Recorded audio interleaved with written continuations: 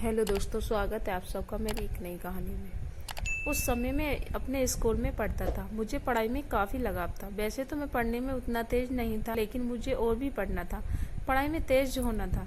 जब मैं नई कक्षा में गया तो मेरी कक्षा में एक लड़की आ गई। वह देखने में मेरे लिए किसी परी से कम नहीं थी। उसको देखते ही मेरा मन तेजी से कांपने लगता था। अब मुझे ज़्यादा पढ़ाई करना भी था, क्योंकि वह लड़की पढ़ने में काफ़ी तेज थी।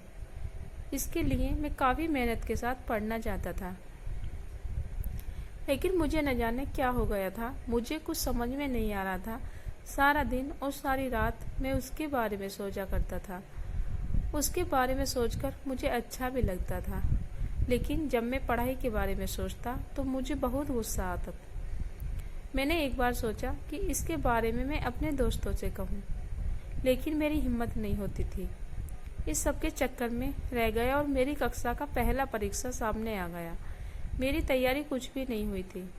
जब मैं परीक्षा के लिए अपनी कक्षा में गया तो मुझे खुद पर काफ़ी गुस्सा आ रहा था। तभी मैंने क्या देखा हूँ कि वह लड़की मेरी ओर आ रही थी। उसके चेहरे पर मुस्कान थी। वह काफ़ी खुश लग रही थी। यह देखकर मैं कुछ देर के लिए अपने शरीर को हिला नहीं पा रहा था। उसको मुस्कुराता देख मैंने भी मुस्कुरा दिया। तब तक वह मेरे पास आकर बोली, कैसे हो? तुम तो अपने कक्षा के टॉपर हो। हर टीचर तुम्हारी तारीफ करते हैं। मैं बहुत दिन से तुमसे मिलना चाहती थी, लेकिन नहीं मिल पा रही थी। परीक्षा की तैयारी करनी थी। तुम तो परीक्षा के लिए तैयार होगे? मैंने धीरे से कहा, हाँ, मैं परीक्षा के लिए तैयार हूँ। इस पर लड़की ने कहा, बहुत ही अच्छा। इसके बाद वह आगे अपनी सहेली के पास चली गई। मैं बस देखता रह गया। अब परीक्षा के लिए प्रश्न पत्र मिला। मुझे उस प्रश्न पत्र में कुछ भी समझ में नहीं आ रहा था। बस मैं उस लड़की के बारे में सोच रहा था। इसी तरह से परीक्षा का आधा समय बीत गया। तभी मुझे एक आवाज़ सुनने को मिली। वह आवाज़ मेरे पीछे से आ रही थी। जब मैं पीछे देखा तो वह लड़की, अब मैं जमीन पर नहीं बल्कि आसमान की सैर कर रहा था। उसने बड़े ही धीरे से मेरा नाम लेकर कहा, पेपर नहीं देना क्या? अभी तक तुमने कुछ भी नहीं लिखा है। इस पर मैं कुछ बोलने वाला था तो फिर से वह लड़की बोली, अगर पेपर में कोई सवाल नहीं समझ आ रहा तो मुझ गवार की मदद ले सकते हो। इसके बाद मैंने प्रश्न पत्र को हल करना शुरू कर दिया। मुझे कुछ सवाल समझ नहीं आ रहे थे तो मैंने उस लड़की से पूछ दिए। उसने बड़ी ही समझदारी के साथ उन सवालों का हल बताया, जिससे किसी दूसरे को शक भी न हो। इसके बाद मेरे कान में एक और आवाज़ आई। वह आवाज़ घंटी की थी। यह घंटी परीक्षा के समय का खत्म होने पर बज रही थी। हम दोनों ने अपने हल किए हुए पेपरों को जमा किया और कक्षा से बाहर आ गए।